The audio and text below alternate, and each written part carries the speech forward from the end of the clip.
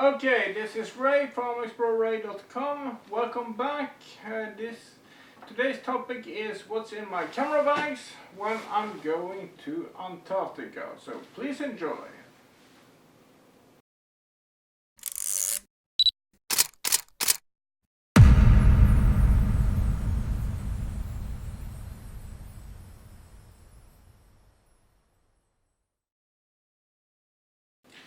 Okay, welcome back here. This is Ray. My beard is getting longer and my wait until my trip to Antarctica is getting really close. So I've started packing, or I started packing a long time ago, but now things are starting to settle out. So today I'm going to talk to you about what's in my camera bags when I'm going to Antarctica. First I have to say, this is about my carry-ons. Most of my camera gears are always with me as carry-ons because they are fragile and a bit expensive and so on.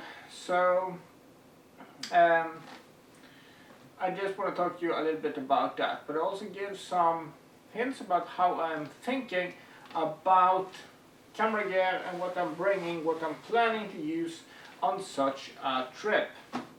First of all, these are the two carry-on bags I will have. First of all, it's a GoPro Ieave 200, I think. I very much recommend this bag. It's big, it's sturdy, it's brilliantly fitted, and it can be customized and all these things. But one of the nice things about it is that GoPro actually thought about this. Is they have said that okay, some of the bags are made to be carry-on size compatible. Just a little note of caution when it comes to carry-on size. I live up north in Norway. We have a small airline, and those planes are quite small. So when a bag manufacturer says it's carry-on compliant, they are talking about international planes. At least a Boeing 737 or Airbus 320 or 310 or something like that. But for small regional airlines, you might have to have it at your feet, not necessarily at the overhead lockers. But for larger planes, at least those are going internationally, there's no problem having it in the overhead lockers. So when I am going to Antarctica, which I'm looking forward to,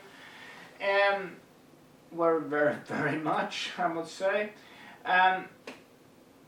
photo-wise, there are two types of lenses which are the name of the game. I'm shooting landscapes, it's wide angle. I'm shooting animals, I want to get close, so it's tele-lenses or tele-zoom lenses. It's the name of the game, for me at least. So, what do I bring? First of all, I would like to check out my backpack. The backpack can be quite heavy. It is a brilliantly backpack. It can be a bit heavy, but here's the thing. If you look at the outside, you have some straps you can carry on, like for instance a tripod, these types of things, a tripod and so on, but I don't use that. What I use the external compartment, because you have a compartment in the outer region here, is that I have my laptop. This laptop I had for 1.5 years, something like that. This is a Dell XPS, probably finds different version of it. What I like is that it doubles as a tablet, you can say, or pad. But still, it's a fully fledged computer. I've upgraded it to Windows 10 and it works brilliantly. I run all my apps like Photoshop, Premiere and those types of applications. Okay, so the next thing here. When I open it up, then the goodie bag reveals. First off, this might seem a little bit off. Not the best camera to go to Antarctica. This is my Fuji X100S, but I have a couple of stops on the way to my boat, which leave from Ieave. I'm stopping in Frankfurt for a short stop on my way to Buenos Aires. I'm stopping for 2 days in Buenos Aires. I'm doing a street photography tour there with a company, and I am going to Ushuaia, and I have 3 days there. So I probably will do some street photography, and for that purpose I think that my Fuji X100S is kind of brilliant for that. But why do I have a big backpack? One of the things is that I have collected and I have some zoom lenses which I love dearly when it comes to telephoto, and if I shouldn't bring them to Antarctica, why do I have them? And my Antarctica trip will probably be once in a lifetime, and I'm bringing them. The first I have here is my Nikon D810 with the Sigma 150-600 Sport, which came out last year, both of these. These are maybe the best camera combo I have for my camera combo I have for handheld wildlife photography. It is big, sturdy. I have praised it in several videos before, and I can't praise it enough. It's a brilliant, brilliant lens. On the other side of the bag I have here the following. This is my Canon 5D Mark III. It has been with me on wildlife shoots in Galapagos, in South Africa, in Australia and so on. But I will be bringing a lens I seldom bring when I'm going on trips, and that is the magnificent 120-300 lens from Sigma. This is maybe the best Sigma lens I have, and that includes the 300-800 I have, which I'm also bringing, but I will not be a part of this video. And the reason is that the 2.8 aperture, the customized settings, everything about this lens I think is brilliant. It's weather sealed, it's a lot. But here is the point. When I am on the ship and birds are the name of the game, then I will probably use my Nikon D810 because I have a longer reach. I will bring my teleconverter and so on, and then reach is the name of the game. When I am, for instance, going to, let's say, South Georgia, which is a part of my trip, the animals are getting really, really close. And because the animals are getting close, I probably, 600mm will probably be too far. So then the 120-300mm will be perfect. If I need more reach, I can add on them the teleconverter and still have 5.6 aperture with a 2x teleconverter. And that is actually, I would say that the 5.6, the 120-300, which converts into a 240-600, is probably better than the 150-600 at 600mm. But okay, that's something you have to try. In addition, that's another thing. In addition, in the main compartment here, I have some other things. First of all, I have this. This is nothing special. It's a Unipulse Plus from Hummel. It's a charger. This is a quite brilliant charger. The nice thing about this is that I can actually charge any batteries. And the reason I have this in my main backpack is because I have Canon, Nikon, Sony, Fuji, GoPro. I have a lot of different cameras which I will bring with me. And if something should happen, my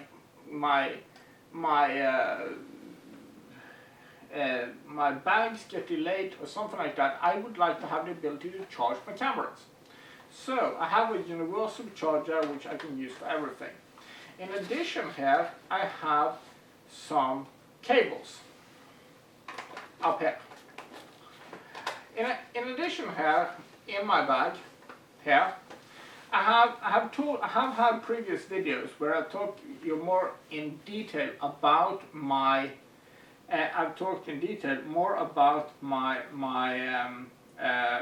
backup scheme, because I will be shooting a lot of images. And this is my backup skin. This is a lazy 2 terabyte external hard drives. They are rubberized, and they are supposed to be handling at least maybe 2 or 3 feet direct fall. I haven't tested that obviously, but still they are a little bit better than ordinary drives in at least robustness. But here's the point. On this drive here I placed backup. The reason I placed backup on this is exactly that I want everything I shoot from every camera every day, I'm putting on that just to store it away. So that's the first drive. The second drive, I've written film and sound. Everything I shoot on my leg rear, which I'm filming this on, I shoot on my GoPro, my DSLRs, on my Zoom H5 of sound and video, I put on this here. And this here can also double as a backup when I'm doing something. If I have the time and I try to process something in Premiere or in Audition or something like that. In addition, I have this one which says images. All images which I convert to DNG because I like to convert, because since I'm using both Canon, Nikon and Fuji, I have NAF, RAF and CR2 raw files, and I convert them into DNG and then I store it on that drive. So I have double of everything and a little bit more just to be sure. In addition, I have this thing here. This is a hyperdrive color space UDMI hard drive, external hard drive, and I have used it for several years now, and I'm really happy with it. I have to say I'm a little bit worried about when it's going to strike or when it's going to quit. But the reason why I'm bringing this is because it has a CF card reader here, an SD card reader here, it has a USB as an external hard drive. But the nice thing about it is that if I, of some idiotic reason, should manage to delete my memory cards, it has a recovery software inside it. So I can recover formatted USB cards as long as I haven't rewritten over them on this device. And that is a very nice thing, because you are self-sufficient in that place. So that is the main compartment. In addition, in the pocket here, I have the following. The down pocket here, I have some cleaning cloths,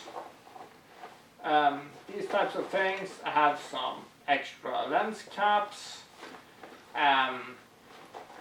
some lens caps. I have some fastening plates for my tripods, bits and bobs. Here I have like a SD card reader, I have some cables, these types of things. In this pocket here I have batteries. And here I have extra batteries for my Canons, because I will be bringing both a 5D, 60 or 70. And I have for my Nikons, my D810, my GoPro and Fuji and so on. So extra batteries all the way, and I have it in here. It's a little bit, you can say, military style on this type of thing, because I want to have access to the things I need. So that is bag number 1. When it comes to bag number 2, this is how it looks like. It's a typical shoulder bag. It's a Think Tank Retrospective 50. I have tried and tested it now for several days. It is brilliant, it is sturdy, it's big, and like Matt Granger said in an early review of those a couple of years ago, when you are having equipment in it, please consult your chiropractor first. And I see his point here. If you look at the outside here, I have my flash. I'm bringing a flash. For those of you who aren't quite understand why do I bring a flash for outdoor photography, it's because I use it to remove shadows. I will not show that in this video, maybe later this week, but I'm using something called a better beamer, which is a flash extender for my flash, so I can use it when I shoot birds and so on. So the bag here is quite big, and here you see what's inside it. First of all, I will say a little bit. It has 3 compartments. It's not that easy to see. It has a compartment here, it has a compartment here, and it has a compartment here. In that compartment here, I have the leg rear, the Canon leg rear video camcorder, which I am filming this on, and of obvious reasons I cannot put it into the bag. The second thing I have in that compartment is this Canon G1X point and shoot. The reason I'm having that is because it can be handy in some situations. I don't want to lug around the big naturalist cameras. But before we go into all the other big things, I would like to show you what's in front here. Because this is my go bag. First of all, I have here it looks like a troll, but it's my Zoom H5. The reason I have it in my go bag and not packed into a lot of other stuff is of that simple reason. I use this to record like a dictaphone. I record it like a diary for me. Another thing which isn't camera related at all, but I have it in my camera bag because I'm having it on the plane, is my pair of sunglasses. I'm going to the Antarctic and I need to have sunglasses. In addition, because I'm on a plane and because I might be filming a lot and all of these things, I have my headphones here. And they are lifesavers on long plane rides. And last but not least, I also have my SD cards, a little handy little pouch for SD cards. Yes, so, main compartment here. In addition to the 200 DSLRs, I have this one. This is a 60 with my 17200. The reason why I'm having this is, as you can see, the 17200 is as deep as the think tank with respected 50. But the 17200 is a very, maybe the most versatile camera or lens of them all, I will say. And if I want to shoot something, for instance, in an airport or somewhere fast, because I am not expecting to lugging this around. I have other means of transporting my gear. I will just take what I need for the specific things I want to shoot. So I will not be lugging around all this gear. This is just for pure transportation. And then I have the 7200. So, what lenses do I bring for a 1-month trip to Antarctica? First lens I bring is this. This is the 35mm prime from Sigma for my Nikon camera. Like I said, I only have this and the other Sigma 150-600 for my Nikon. So to be able to change a little bit of lenses for my Nikon, and of course maybe using it for street photography, is the reason why I have this lens. The other thing here is, this is maybe one of my favorite lenses. It has grown on me. It took me quite a while before I actually managed to use it in a proper way, and this is the Canon 8-15 fisheye. Quite brilliant lens for both landscapes and for filming, for anything almost. You just have to be a little bit careful how you use it, but it gives a magnificent effect.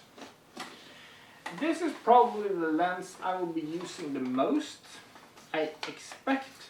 This is the 1635 wide angle weather sealed, which I find extremely important on this trip, which I will be using for most of my landscapes images, I assume. And the last but not least lens I have is this one, and this is the 24-70 all-round lens for everything. Like I mentioned a little bit earlier in the video, I will probably go on a street photography workshop in Buenos Aires a couple of days before I go down to Ushuaia, and I guess that if I'm going to bring one lens for that shoot, it will probably be this, either the 24-70 or the 35 prime. So, this is the lenses.